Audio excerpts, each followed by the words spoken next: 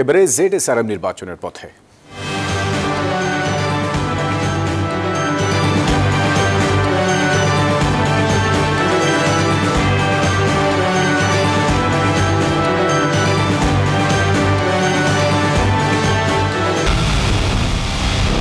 পুরো দেশের মুখে হাসি ফোটাতে নিজেকে হতে হয় স্ট্রং, আর মনোবল হতে হয় স্পার্ক দৃঢ়। জেডএসআরএম 25 বছরের পথ চলায় নিরাপদে রাখার প্রত্যয়ে। 5 দফা দাবিতে আগামী 30 নভেম্বর থেকে 6 ডিসেম্বর পর্যন্ত 7 বিভাগীয় শহরে সমাবেশ করবে জামায়াতে ইসলামী সহ সমমনা 8 দল।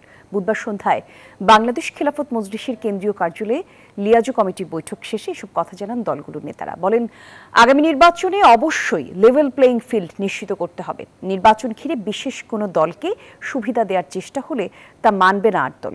জোটের পরিধি বাড়ায় ইঙ্গিত দেন দলগুলোর নেতারা।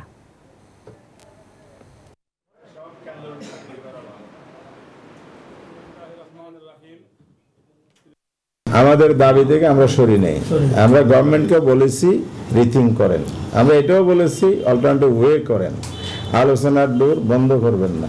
আগামী 30 নভেম্বর হইতে 6 ডিসেম্বর পর্যন্ত ঢাকা ব্যতীত 7 বিভাগীয় শহরে 8 দলের উদ্যোগে সমাবেশের আয়োজন করা হবে।